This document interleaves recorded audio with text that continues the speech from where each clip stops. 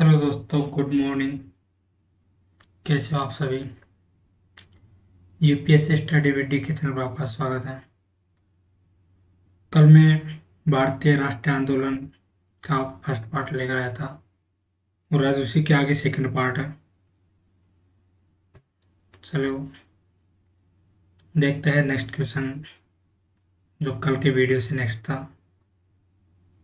50 number 1, निम्नलिखित में से कौन फरवरी 1918 में स्थापित यूपी किसान सभा की स्थापना से संबंध नहीं था? निम्नलिखित में से कौन फरवरी 1918 में स्थापित यूपी किसान सभा की स्थापना से संबंध नहीं था? इनमें से कौन है जो यूपी किसान सभा की स्थापना में नहीं था? जवाहरलाल नेहरू। जवाहरलाल नेहरू। बाकी इंद्र नारायण द्विवेदी, गौरीशंकर मिश्र और मदन मोहन मालवीय सभी यूपी किसान सभा से संबंधित थे। नेक्स्ट क्वेश्चन है,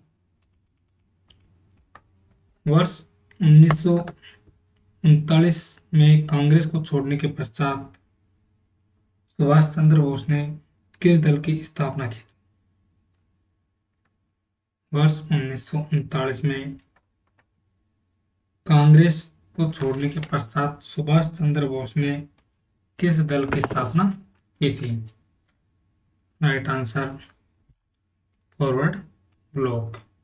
फॉरवर्ड ब्लॉक की स्थापना सुभाष चंद्र बोस ने की थी और ये 3 मई 1939 को की थी।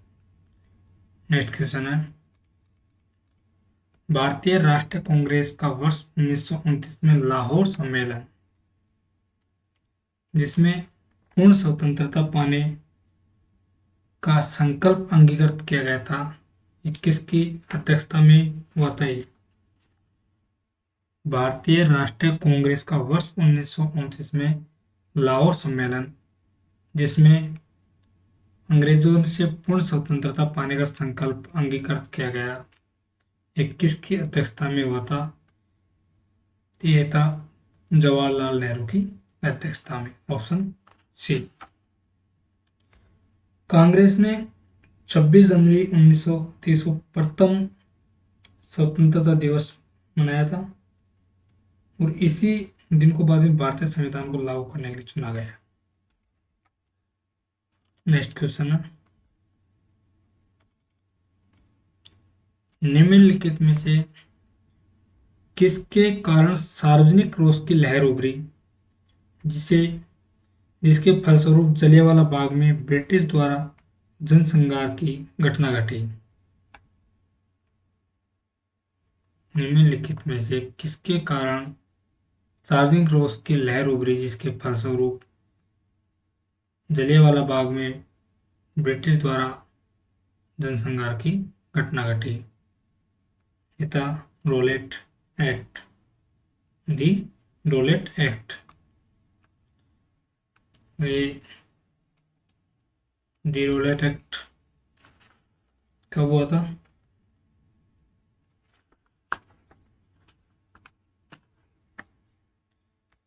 दी रोलेट एक्ट मार्च 1919 में पारित हुआ था। इसके अनुसार शक के बिना किसी को भी बिना मुकदमा के 2 वर्ष तक बंदी बनाया जा सकता था। नेक्स्ट क्वेश्चन है, निम्नलिखित स्थानों में से कहाँ महात्मा गांधी ने भारत में सर्वप्रथम सत्याग्रह आरंभ किया? निम्नलिखित स्थानों में से कहाँ महात्मा गांधी ने सर्वप्रथम सत्याग्रह आरंभ किया था? चंपारण। चंपारण। नेक्स्ट क्वेश्चन है, भारत के स्वदेशी आंदोलन के दौरान लिखा गया आमार सोनार बांग्ला ने बांग्लादेश को उसके स्वतंत्रता संग्राम में प्रोत्साहित किया और उसके बांग्लादेश ने राष्ट्रीय गान के रूप में अपनाया। यह गीत किसने लिखा? आमार सोनार बांग्ला गीत। यह गीत किसने लिखा था? रविंद्रनाथ टैगोर ने। किसने लिखा था? ये रविंद्रनाथ टैगोर ने 1905 ईस्वी में बंगाली में लिखा था ये। नेक्स्ट क्वेश्चन है,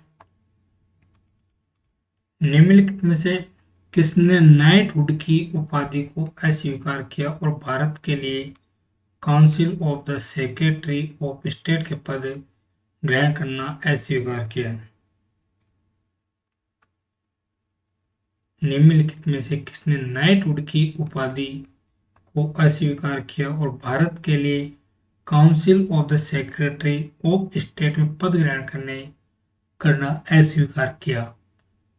राइट आंसर गोपाल कृष्ण गोखले, यानी जीके गोखले, गोपाल कृष्ण गोखले। ठीक है, नेक्स्ट क्वेश्चन देखते हैं। भारतीय स्वतंत्रता संघर्ष के दौरान किसने फ्री इंडियन लीजन नामक सेना बनाई? भारतीय स्वतंत्रता संघर्ष के दौरान निम्नलिखित में से किसने फ्री इंडियन लीजन नामक सेना बनाई? ये बनाई थी सुभाष चंद्र बोस ने। ऑप्शन सी, सुभाष चंद्र बोस ने 1943 ईस्वी में बनाई थी ये।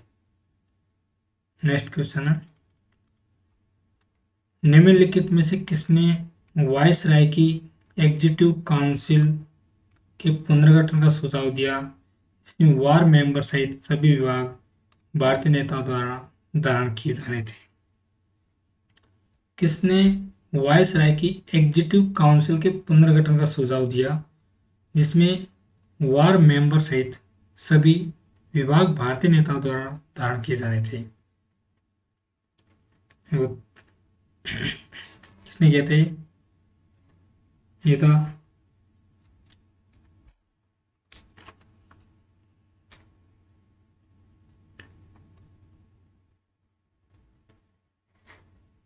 शिमला सम्मेलन। ऑप्शन बी, शिमला सम्मेलन। शिमला सम्मेलन कब हुआ था? शिमला सम्मेलन 1945।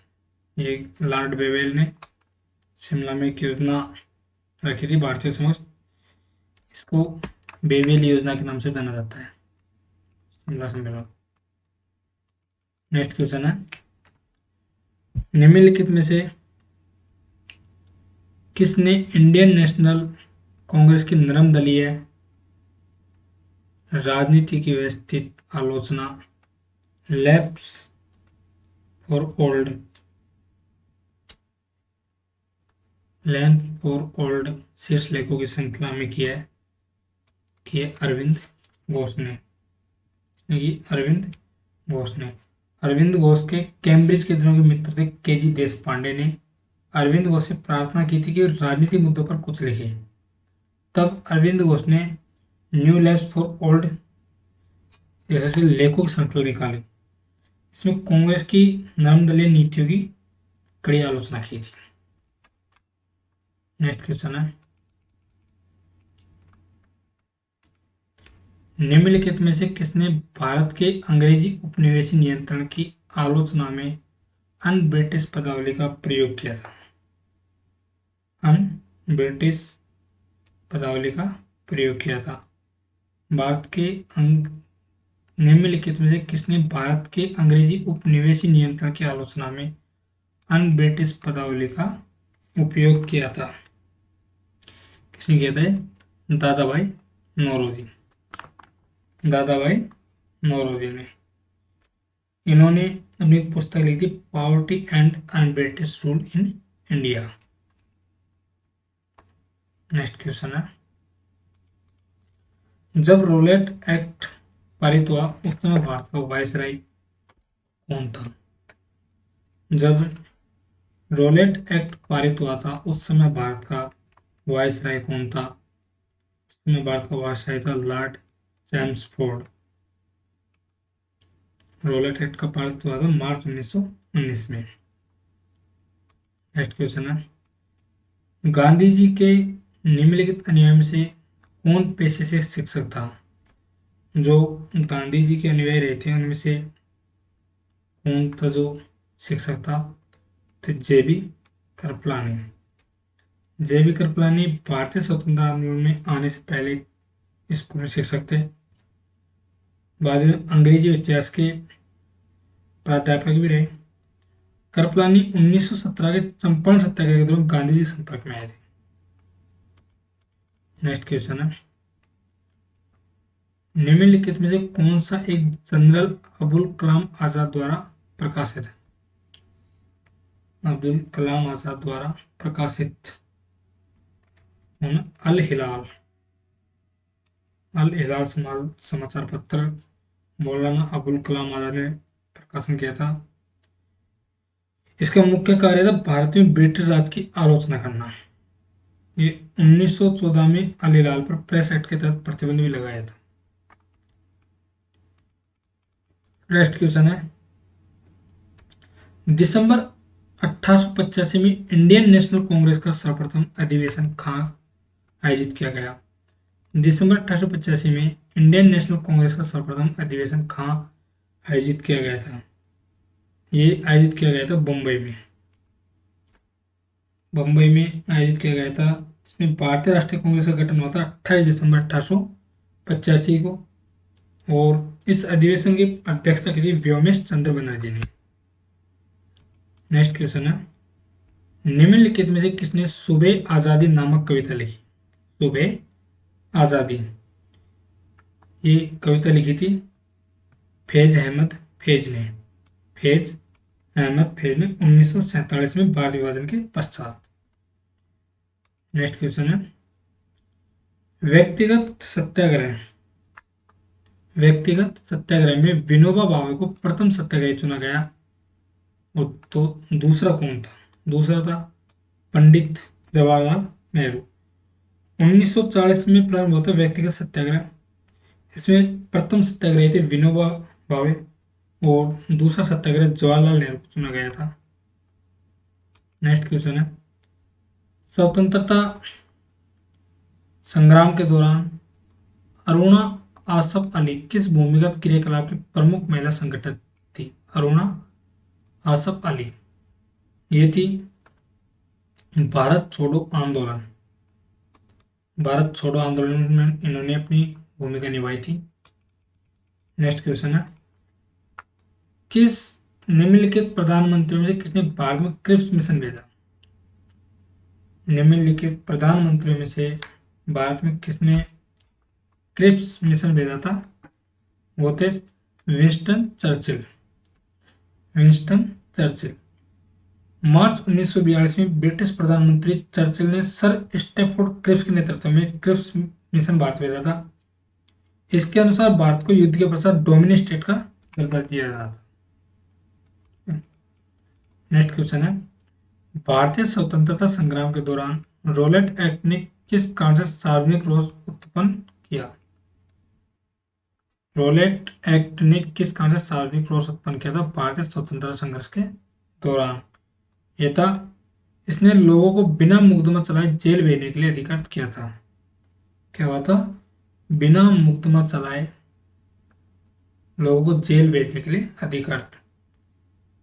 रोलेट एक्ट कब पारित होते? मार्च 1919 में। रोलेट एक्ट बार बार रिपीट होता है। नेक्स्ट क्वेश्चन है, दांडी यात्रा क्या प्रारंभ हुआ? दांडी यात्रा में के साथ में क्या प्रारंभ हुआ था? दांडी यात्रा के साथ सविनय अवज्ञा आंदोलन। 12 मार्च 1930 को 72 लोगों के साथ गांधी जी ने साबरमती आश्रम से यात्रा प्रारंभ की, और 6 अप्रैल 1930 को दांडी पहुंचे। वहां उन्होंने नमक हाथ में नमक लेकर नमक कानून तोड़ो और सविनय अवज्ञा आंदोलन की घोषणा की थी। नेक्स्ट क्वेश्चन है, करो या मरो, करो या मरो नारा किससे आंदोलन से संबंधित है? ये था भारत छोड़ो आंदोलन। 1942 में भारत छोड़ो आंदोलन के दौरान गांधी जी ने करो या मरो का नारा दिया। उन्होंने कहा कि या तो आजाद भारत देखेंगे या फिर मरना पसंद करेंगे। हम अपनी लगातार गुलामी को देखने के लिए जिंदा नहीं रहेंगे। किसने कहा था ये? महात्मा गांधी जी ने। नेक्स्ट क्वेश्चन है, किसने अहमदाबाद टेक्सटाइल लेबर एसोसिएशन की स्थापना की? किसने Ahmedabad labour association, Ahmedabad textile labour association की स्थापना की थी? ये की थी महात्मा गांधी ने 1917 में। महात्मा गांधी 1917 में।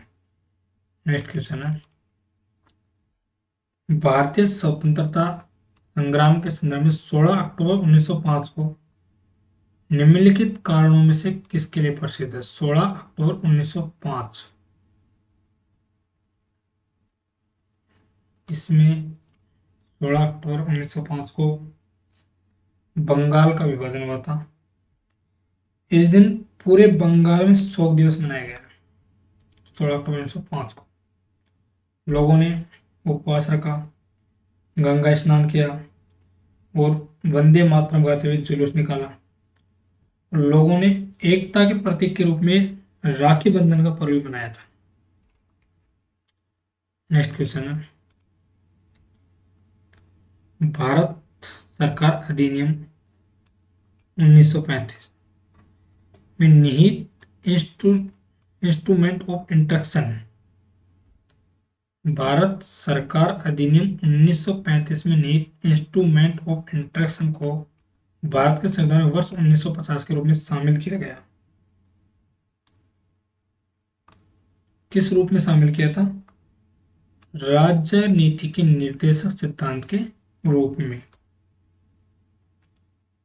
भारत सरकार अधिनियम 1935 में निहित इंस्ट्रूमेंट ऑफ इंस्ट्रक्शन को भारत के संविधान में वर्ष 1950 में राज्य की नीति निर्देशक तत्वों के रूप में शामिल किया गया, जो ब्रिटिश सरकार द्वारा उपनिवेश के गवर्नर्स अथवा गवर्नर जनरल को दिए जाते थे। नेक्स्ट क्वेश्चन है, स्वदेशी आंदोलन के प्रारंभ का तात्कालिक कारण क्या था? स्वदेशी आंदोलन के प्रारंभ का तात्कालिक कारण क्या था? स्वदेशी आंदोलन का प्रारंभ मुख्य कारण था बंगाल विभाजन,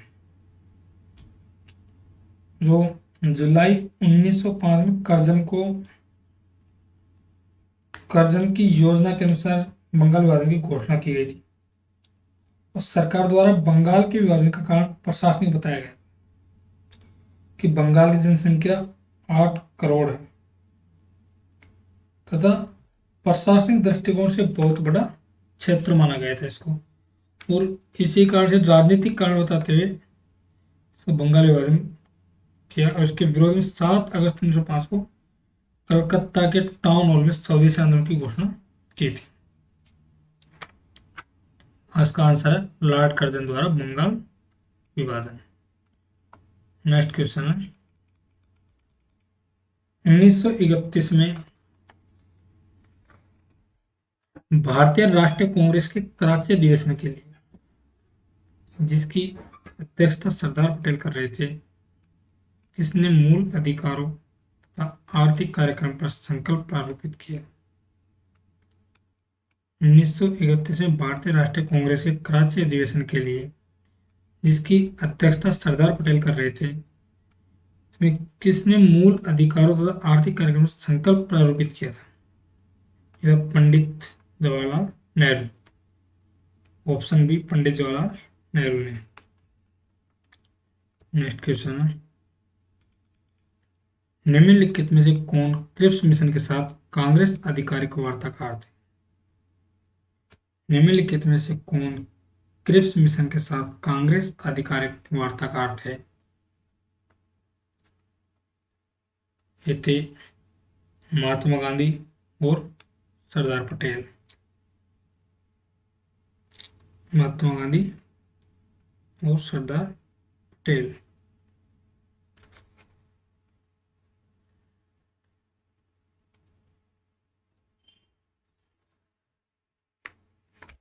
वन मिनट। इसका आंसर है पंडित जवाहरलाल नेहरू और मौलाना आजाद।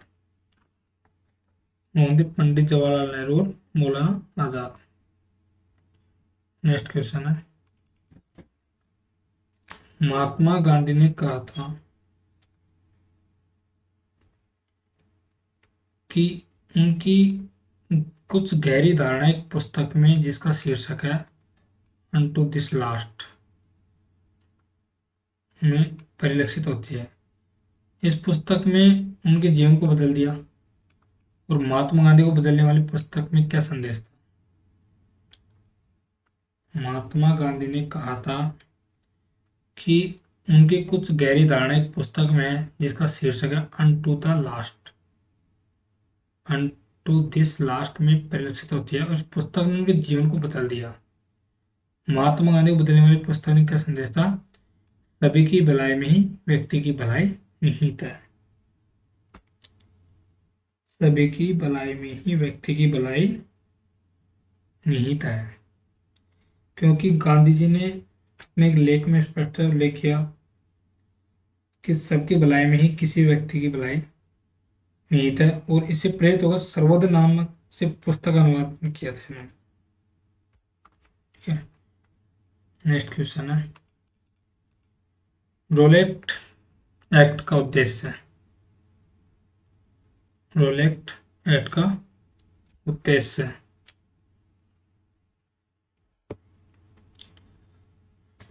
रोलेट एक्ट का क्या उद्देश्य था?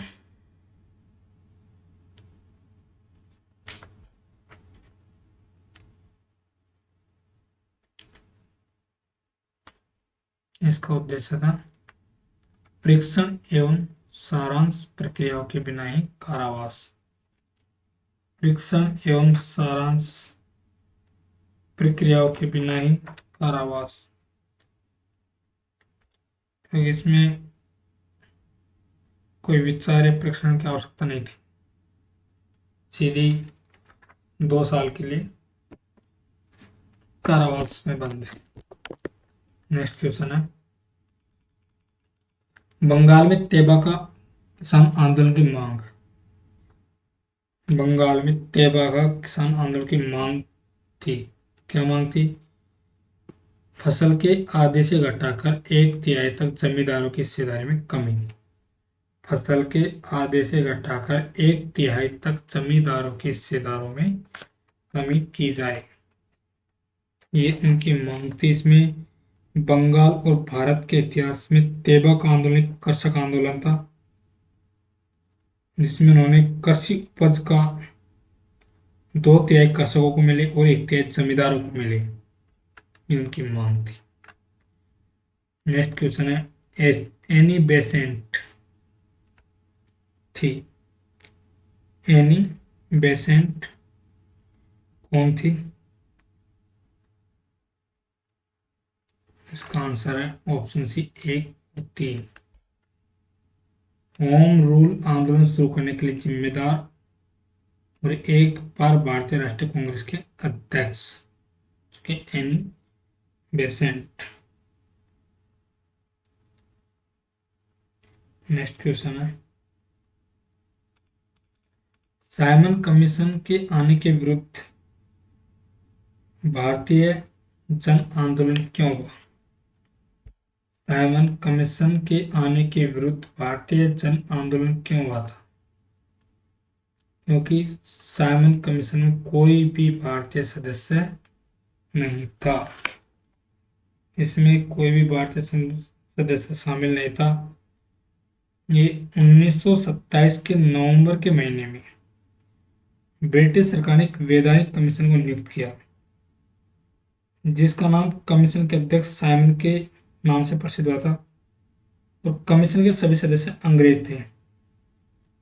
तो भारत ने इस कमीशन का कड़ा विरोध किया, क्योंकि इस कमीशन तय करने के लिए बनाया गया था कि भारत के लोग अपना शासन खुद चलाने योग्य है या नहीं। नेक्स्ट क्वेश्चन है, भारत छोड़ो आंदोलन किसकी प्रतिक्रिया में प्रारंभ किया गया? भारत छोड़ो आंदोलन किसकी प्रतिक्रिया में प्रारंभ किया गया था? यह किया गया था क्रिप्स प्रस्ताव। क्रिप्स प्रस्ताव। अंग्रेज सरकार ने भारत में एक प्रतिनिधिमंडल भेजा जिसका नेतृत्व कर रहे थे सर स्टैफोर्ड क्रिप्स, और इस शिष्टमंडल का उद्देश्य था कि कांग्रेस के साथ एक समझौता करके उनको विश्व युद्ध सेकंड में सहयोग करने के लिए मना लेना और बदले में कुछ क्षमता का हस्तांतरण करने को राजी। बातचीत में कामयाब नहीं रहे हो। उन्होंने स्वायत्त शासन की मांगे पूरी नहीं की और यह भारतीय प्रतिनिधियों का स्वीकार नहीं था। नेक्स्ट क्वेश्चन है, स्वतंत्रता आंदोलन के इतिहास में भारतीय राष्ट्रीय कांग्रेस का 1929 का अधिवेशन इसलिए महत्वपूर्ण है क्योंकि इस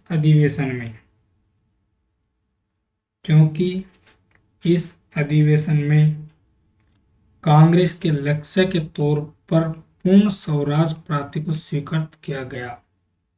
क्या है कि स्वतंत्रता आंदोलन के इतिहास में भारतीय राष्ट्रीय कांग्रेस का 1929 का अधिवेशन इसलिए महत्वपूर्ण है क्योंकि इस अधिवेशन में कांग्रेस के लक्ष्य के तौर पर पूर्ण स्वराज प्राप्ति को स्वीकार किया गया। ठीक है, नेक्स्ट क्वेश्चन है, निम्नलिखित में से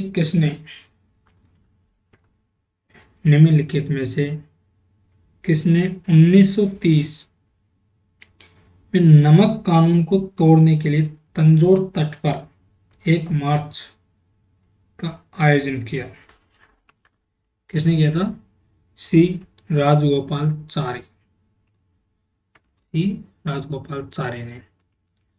नेक्स्ट क्वेश्चन है, स्वदेशी और बहिष्कार पहली बार किस घटना के दौरान संघर्ष की विधि रूप में अपनाए गए?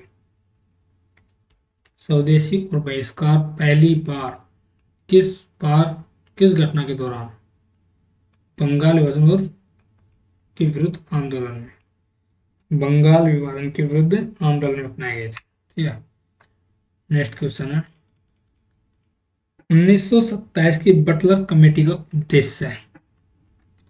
1927 की बटलर कमेटी का उद्देश्य क्या था? भारत सरकार एवं देशी रियासतों के बीच संबंध सुधारना। भारत सरकार और देशी रियासतों के बीच संबंध सुधारना। बटलर कमेटी को भारतीय राज्य समिति के रूप में भी जाना जाता है। ये 1927 में हर कोर्ट बटलर की अध्यक्षता में इस समिति की नियुक्ति की गई थी। ठीक है, नेक्स्ट क्वेश्चन है,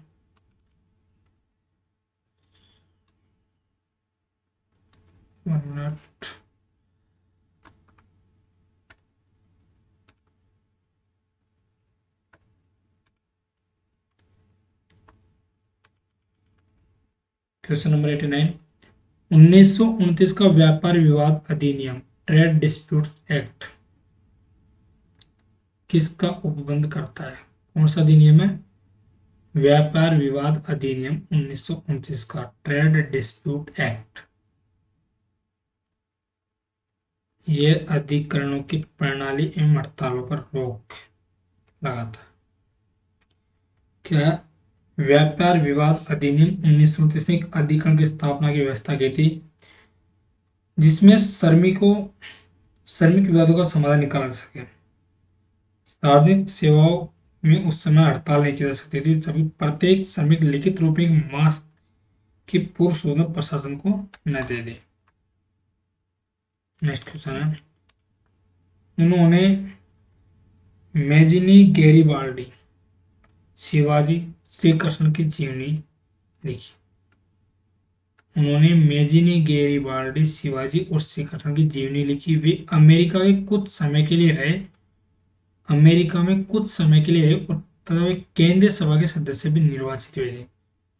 वे कौन थे? वे थे लाला लाजपत राय, जिन्होंने मेजिनी गैरिबाल्डी शिवाजी और श्री कृष्ण की जीवनी लिखी थी। वो अमेरिका में भी कुछ समय के लिए रहे थे, 1914 से 1919 तक।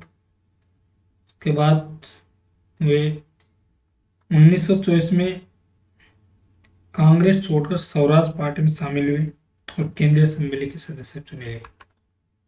नेक्स्ट क्वेश्चन है, निम्नलिखित में से कौन सा एक चंपारण सत्याग्रह का अति महत्वपूर्ण पहलू है? इनमें से कौन सा पहलू है जो चंपारण सत्याग्रह के लिए महत्वपूर्ण है? वो है भारत के राष्ट्रीय आंदोलन में किसान असंतोष का सम्मिलित होना। 1917 में चंपारण में नील की खेती करने वाले किसानों के प्रति यूरोपियन अधिकारियों के अत्याचारों के विरोध में गांधी जी द्वारा प्रथम सत्याग्रह किया गया था। ग्रामीण क्षेत्रों में जाकर उन्होंने लोगों से सीधे संपर्क बना लिए थे और जिस भाषा को समझते थे उसी भाषा में उन्होंने किसानों से उनके हित के बारे में बात की। तो पहली बार किसान एक नए ढंग के नेतृत्व में राजनीतिक आंदोलन की ओर आकर्षित हुए थे और इस आंदोलन ने गांधी जी को राष्ट्रीय स्तर का नेता बनाया दिया। नेक्स्ट क्वेश्चन है, 1920 में किसने अपना नाम परिवर्तित कर राज्यसभा रख लिया? Home rule league, all India home rule league. ये भारतीय स्वतंत्रता संग्राम के इतिहास में प्रथम अखिल भारतीय जन आंदोलन था जिसका नेतृत्व तिलक और श्रीमती एनी बेसेंट द्वारा किया गया था। वर्ष 1920 में all India home rule league ने अपना नाम बदलकर स्वराज सभा रख लिया था। नेक्स्ट क्वेश्चन है, भारत के इतिहास के संदर्भ में उलगुलान, भारत के इतिहास के संदर्भ में उलगुलान अथवा यानी महान उपद्रव किस घटना का विवरण था? ये था 1899 से 1900 के बिरसा मुंडा विद्रोह। 1766 में पहाड़िया विद्रोह से लेकर 1857 के गदर के बाद भी आदिवासी संघर्ष रहे थे। 1895 से 1900 तक बिरसा मुंडा का महाविद्रोह उलगुलान चला था और ये आदिवासी को लगातार जल जंगल जमीन और प्राकृतिक संसाधन बेदखल किया जा रहा था, तो इसके खिलाफ आवाज उठाते रहे। 1895 में बिरसा ने अंग्रेजों की लागू की गई जमींदारी प्रथा और राष्ट्र व्यवस्था के खिलाफ लड़ाई के साथ साथ जंगल जमीन की लड़ाई छेड़ी थी। बिरसा ने सूदखोर महाजनों के खिलाफ भी जंग का ऐलान किया और ये महाजन, जिन्हें क्या कहते हैं, दीकू, एक कर्ज के बदले उनकी जमीन पर कब्जा कर लेते थे और एक मात्र विद्रोह नहीं था बल्कि आदिवासी अस्मिता स्वायत्ता और संस्कृति को बचाने के लिए एक संग्राम था। नेक्स्ट क्वेश्चन है और आज का ये लास्ट क्वेश्चन है। नेक्स्ट क्वेश्चन, भारतीय इतिहास में 8 अगस्त 1942 के संदर्भ में कौन सा कथन सही है? ऑप्शन ए, AIC द्वारा भारत छोड़ो प्रस्ताव अंगीकार किया गया। अखिल भारतीय कांग्रेस कमेटी की बैठक ग्वालियर टैंक बंबई 8 अगस्त 1942 को हुई थी। इस बैठक में अंग्रेजों भारत छोड़ो का प्रस्ताव पारित किया गया था और घोषणा की गई थी कि भारत में ब्रिटिश शासन को तुरंत समाप्त किया जाए और स्वतंत्र भारत सभी प्रकार की फांसीवाद एवं साम्राज्यवाद से वादी शक्तियों से स्वयं की रक्षा करेगा और अपनी अक्षुण्णता को बनाए रखेगा और अंग्रेजों की वापसी के पश्चात कुछ समय के लिए अस्थायी सरकार की स्थापना की जाएगी और ब्रिटिश शासन के विरुद्ध सविनय अवज्ञाओं का समर्थन किया गया और गांधी जी को संघर्ष का नेता घोषित किया गया था।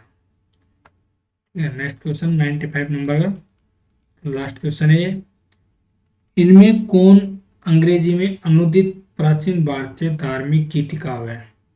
कौन अंग्रेजी में अनुदित प्राचीन भारतीय धार्मिक गीतिकाव्य सॉन्ग्स फ्रॉम प्रिजन से संबंध है? सॉन्ग्स फ्रॉम प्रिजन कौन है? मोहनदास करमचंद गांधी। ये अंग्रेजी में अनुदित प्राचीन भारतीय धार्मिक गीतिकाव्य था सॉन्ग फ्रॉम प्रिजन। यह गीत उन्होंने पूना की यरवदा जेल में कैद के दौरान लिखा था और ये पहली बार 1934 में प्रकाशित किया गया था।